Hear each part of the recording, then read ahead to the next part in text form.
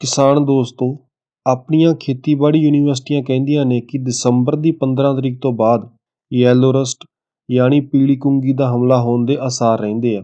ਪੀਲੀ ਕੁੰਗੀ ਨੂੰ ਰਤੂਆ ਰੋਗ ਦੇ ਨਾਮ ਨਾਲ ਵੀ ਜਾਣਿਆ ਜਾਂਦਾ ਹੈ। ਇਸ ਬਿਮਾਰੀ ਬਾਰੇ ਆਪਾਂ ਪੂਰੀ ਗੱਲ ਇਸ ਵੀਡੀਓ ਵਿੱਚ ਕਰਾਂਗੇ।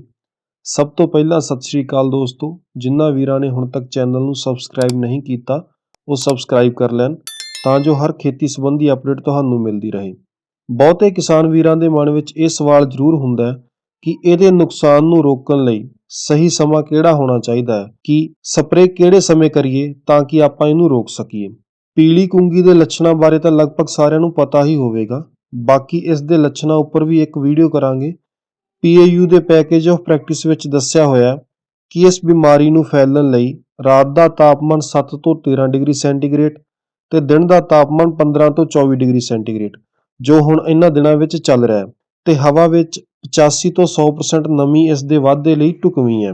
ਆਪਣੇ ਇਲਾਕਿਆਂ ਵਿੱਚ ਇਹ ਬਿਮਾਰੀ ਫਰਵਰੀ ਤੇ ਮਾਰਚ ਵਿੱਚ ਹੀ ਹਮਲਾ ਕਰਦੀ ਹੈ, ਕਿਉਂਕਿ ਇਸ ਸਮੇਂ ਮੌਸਮ ਇਸ ਦੇ ਅਨੁਕੂਲ ਹੁੰਦਾ ਹੈ, ਤੇ ਇਹ ਪੀਲੀ ਕੁੰਗੀ ਦਾ ਹਮਲਾ ਨੀਮ ਪਹਾੜੀ ਇਲਾਕਿਆਂ ਵਿੱਚ ਸਭ ਤੋਂ ਪਹਿਲਾਂ ਹੁੰਦਾ ਹੈ। ਫਰਵਰੀ ਮਾਰਚ ਮਹੀਨੇ ਤੇਜ਼ ਹਵਾਵਾਂ ਨਾਲ ਪੈਣ ਵਾਲੇ ਮੀਂਹ ਨਾਲ ਇਸ ਬਿਮਾਰੀ ਵਿੱਚ ਵਾਧਾ ਹੁੰਦਾ ਹੈ।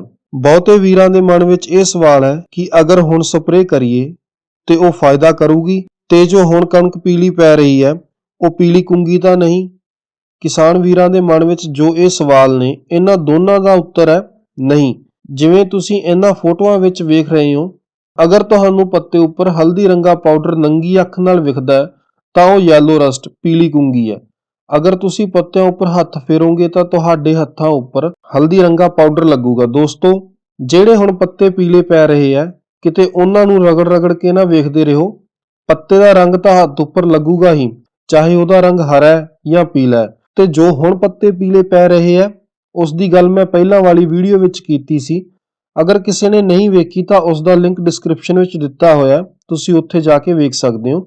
ਇੱਕ ਗੱਲ ਹੋਰ ਸਪਸ਼ਟ ਕਰਨਾ ਚਾਹਾਂਗਾ ਕਿ ਇਹ ਬਿਮਾਰੀ ਹਵਾ ਨਾਲ ਫੈਲਦੀ ਹੈ, ਮਿੱਟੀ ਰਾਹੀਂ ਜਾਂ ਬੀ ਰਾਹੀਂ ਨਹੀਂ ਫੈਲਦੀ। ਤਾਂ ਇਸ ਟਾਈਮ ਸਪਰੇਅ ਕੀਤੀ ਦਾ ਕੋਈ ਫਾਇਦਾ ਨਹੀਂ ਹੋਣਾ, ਕਿਉਂਕਿ ਅਗਰ ਮਿੱਟੀ ਜਾਂ ਬੀ ਰਾਹੀਂ ਬਿਮਾਰੀ ਫੈਲਦੀ ਹੈ ਤਾਂ ਉਹ ਬੂਟੇ ਵਿੱਚ ਟਾਈਮ ਅਨੁਸਾਰ ਵੱਧਦੀ ਰਹਿੰਦੀ ਹੈ ਤੇ ਪਹਿਲਾਂ ਸਪਰੇਅ ਕਰਕੇ ਕੰਟਰੋਲ ਹੋ ਜਾਂਦੀ ਹੈ। ਪਰ ਇਹ ਬਿਮਾਰੀ ਹਵਾ ਨਾਲ ਫੈਲਦੀ ਹੈ ਤਾਂ ਇਸ ਗੱਲ ਦਾ ਜ਼ਰੂਰ ਧਿਆਨ ਰੱਖਿਓ, ਇਹ ਬਿਮਾਰੀ ਪਹਾੜੀ ਇਲਾਕਿਆਂ ਵਿੱਚੋਂ ਹਵਾ ਨਾਲ ਉੱਡ ਕੇ ਆਪਣੇ ਇਲਾਕਿਆਂ ਵਿੱਚ ਪਹੁੰਚਦੀ ਹੈ ਤੇ ਜਦੋਂ ਮੌਸਮ ਅਨੁਕੂਲ ਹੁੰਦਾ ਹਮਲਾ ਕਰਦੀ ਹੈ।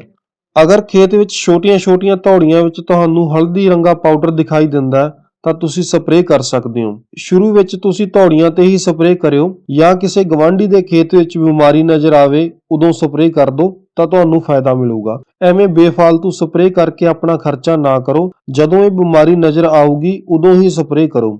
ਬਾਕੀ ਕਾਰਨ ਜਿਨ੍ਹਾਂ ਕਰਕੇ ਕਣਕ ਪੀਲੀ ਹੋ ਰਹੀ ਹੈ ਉਹਦੇ ਲਈ ਤੁਸੀਂ ਪਿਛਲੀ ਵੀਡੀਓ ਵੇਖ ਸਕਦੇ ਹੋ। ਹਲਦੀ ਰੋਗ ਤਾਂ ਤੁਹਾਨੂੰ ਸਪਸ਼ਟ ਪਤਾ ਲੱਗ ਜਾਊਗਾ। ਇਸ ਉੱਪਰ ਹੋਣ ਵਾਲੀਆਂ ਸਪਰੇਆਂ ਦੀ ਗੱਲ ਆਪਾਂ ਅਗਲੀ ਵੀਡੀਓ ਵਿੱਚ ਕਰਾਂਗੇ ਤਾਂ ਕਿ ਤੁਹਾਨੂੰ ਚੰਗੀ ਤਰ੍ਹਾਂ ਸਮਝ ਆ ਸਕੇ। ਦਿੱਤੀ ਜਾਣਕਾਰੀ ਵਧੀਆ ਲੱਗੇ ਤਾਂ ਵੀਡੀਓ ਨੂੰ ਕਰੋ ਲਾਈਕ, ਚੈਨਲ ਨੂੰ ਕਰੋ ਸਬਸਕ੍ਰਾਈਬ ਤਾਂ ਜੋ ਹਰ ਅਪਡੇਟ ਤੁਹਾਨੂੰ ਮਿਲ ਸਕੇ। ਧੰਨਵਾਦ।